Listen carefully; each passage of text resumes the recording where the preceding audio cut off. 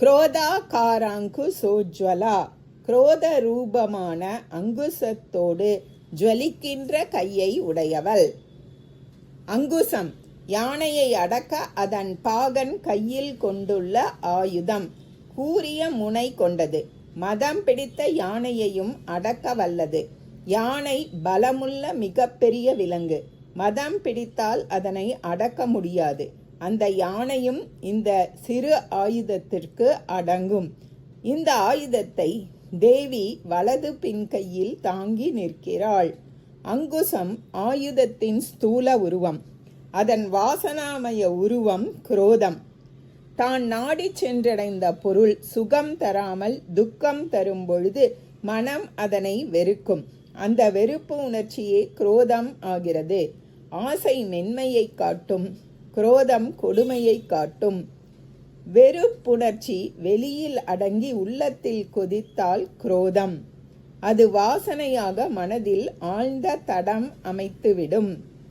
குரோதம் துவேஷம் எனப்படும் வெறுப்பு உணர்ச்சியே அங்குசம் என்னும் ஸ்தூல உருவம் பெற்றுள்ளது. அந்த குரோதம் என்னும் அங்குசத்தால் நம் ஆணவத்தை அடக்குகிறாள் தேவி. குரோதாகார, குரோதமே உருவெடுத்த அங்குச உஜ்வலா, அங்குசத்தால் ஒளியிட்டு விளங்குபவள். இந்த அங்குசம் தேவியின் ஞான சக்தியாகும். விருப்போ வெறுப்போ வாசனையாக அமையாதிருப்பதற்கு விருப்பு வெறுப்பிற்குட்பட்ட பொருளை பற்றிய முழு அறிவு உதவுகிறது.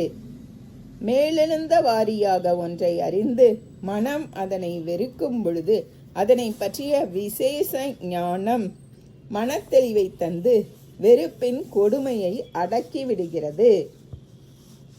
எழுந்த கோபத்தை அடக்க சிறந்த உபாயமாக பொறுமையை கடைபிடிக்க சொல்கிறார் சங்கர பகவத் பாதர். கோபத்தை பொறுமையால் கைவிடு. கோபத்தை செயலாலும் சொல்லாலும் வெளிக்காட்டும் முன் சற்று பொறுமையுடன் சிந்திக்க அவகாசம் தேவை. பொறுமை இந்த இடைவெளியை தரும் பொழுது மனம் கோபத்திற்கான காரணத்தை அசை போடுகிறது. அறிவால் அந்த பொருள் அத்துணை வெறுக்கத்தக்கதல்ல என்ற உணர்வு ஏற்பட கோபம் தானே அடங்கி மறைகிறது. அதனால் விரும்பப்படுகின்ற அல்லது வெறுக்கப்படுகின்ற பொருள் பற்றிய ஆகார ஞானம் அங்குசம் போல் விருப்பையும் வெறுப்பையும் அடக்கி சரியான வழியில் அழைத்து செல்கிறது. காமம், குரோதம், லோபம், மோகம், மதம், மாத்சரியம் இந்த 6 சத்ருக்களின் கூட்டம் அப்படின்னு சொல்லுவாங்க. காமமும் குரோதமும் எப்பொழுதும் எதிரிகள் அல்ல. நல்ல வழியில் நல்லெண்ணத்தோடு ஏற்படும் காமமும் குரோதமும் நமக்கு உதவுகின்ற நண்பர்களே. நல் வழிகளில் காமம் ஈடுபடுத்துகிறது.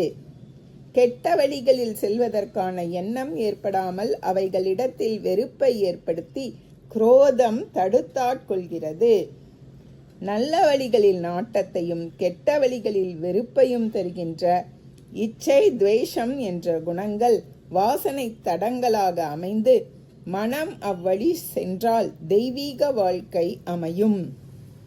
இந்த 2 குணங்களையே தேவி தன் 2 கைகளில் பாசமாகவும் அங்குசமாகவும் தாங்கி நிற்கிறாள். எய்பவனின் கருத்திற்கேற்ப ஆயுதம் பணிபுரியும்.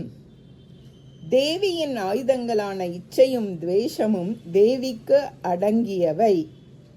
அவள் கருத்துக்கேற்ப பணிபுரிபவை. அவளை வழிபடுபவர்களுக்கு வேலைக்காரர்களாக இச்சையையும் துவேஷத்தையும் அமைத்து தருகிறாள் தேவி.